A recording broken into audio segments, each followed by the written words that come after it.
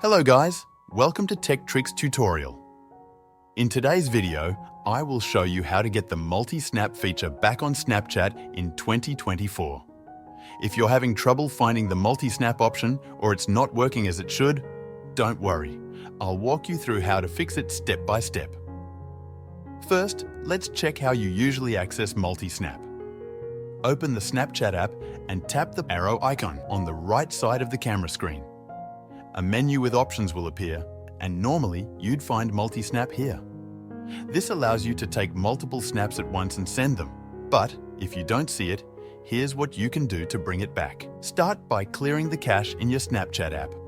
To do this, tap on your profile picture in the top left corner to open your Snapchat profile.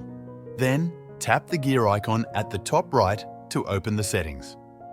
Scroll down until you find the Clear Cache option under the Privacy Controls section. Tap on it and confirm your decision. Clearing the cache removes unnecessary files that might be causing issues with the app, including the missing multi-snap feature. After clearing the cache, log out of your Snapchat account, close the app and restart it. Once the app is open again, log back into your account. This should refresh the app and you should see the multi-snap option reappear.